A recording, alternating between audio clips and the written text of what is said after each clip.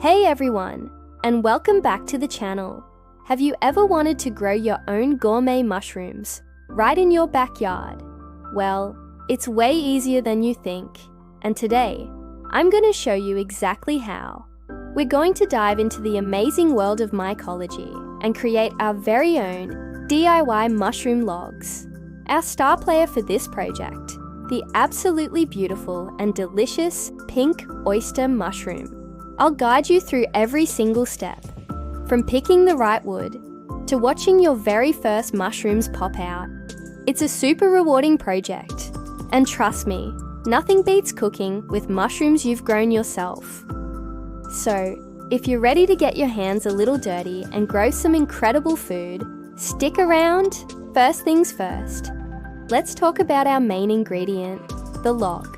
For oyster mushrooms, hardwoods are your best friend. Think oak, maple, or poplar. You want freshly cut wood because it's full of moisture and nutrients, and there's less competition from other fungi. I am using some poplar logs today that are about 4 to 6 inches in diameter and roughly 3 feet long. This size is manageable and gives the mushrooms plenty of space to grow. Once you have your logs, you'll also need your mushroom spawn. I'm using pink oyster plug spawn, which are little wooden dowels colonized with mushroom mycelium. You'll also need a drill, a hammer, and some wax to seal the holes. I'm using beeswax, but soy wax works great too. And of course, don't forget your safety gear, like gloves and eye protection.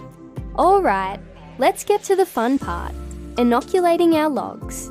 The goal here is to drill holes, insert the spawn plugs, and then seal them up. I'm using a 5/16 inch drill bit, which matches the size of my plug spawn. You want to drill holes in a diamond pattern all over the log, about 4 to 6 inches apart. Make the holes just a little deeper than the length of the plugs, so they fit snugly inside. Now grab your spawn plugs and a hammer. Gently tap one plug into each hole until it's flush with the surface of the bark. It's so satisfying seeing all the little plugs go in, knowing each one is a potential mushroom colony. Once all your plugs are in, it's time to seal the deal. Sealing is a crucial step.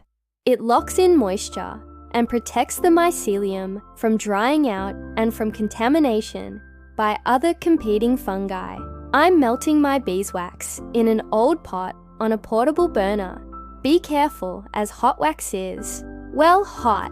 Using a small brush or a dauber, apply a generous layer of wax over each and every plug. You want to completely cover the hole.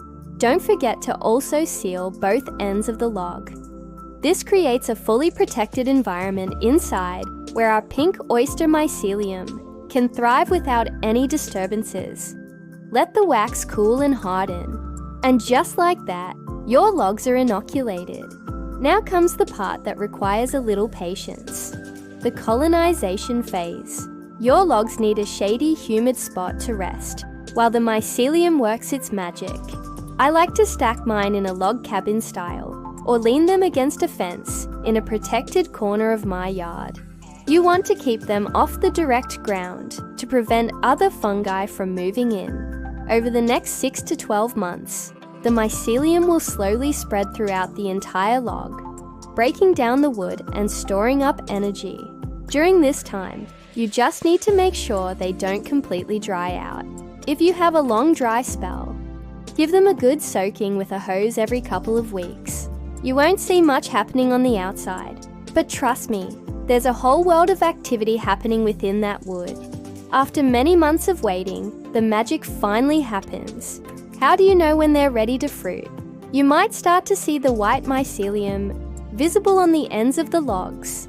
To encourage fruiting, you can give them a shock by soaking the logs in cold water for about 12 to 24 hours.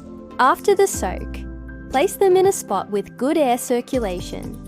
Within a week or two, you'll start to see tiny pins, which are the baby mushrooms, emerging from where you drilled the holes. These pins will rapidly grow into stunning, vibrant clusters of pink oyster mushrooms. It's an absolutely incredible sight to behold.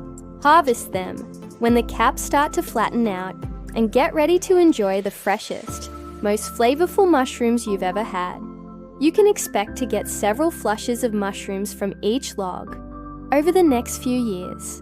And that's it, a simple, rewarding project that connects you with your food in a whole new way.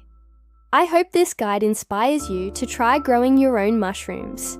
It's a fantastic hobby for any nature lover or foodie. If you enjoyed this video, please give it a thumbs up and consider subscribing for more gardening and DIY projects. Thanks for watching and happy growing!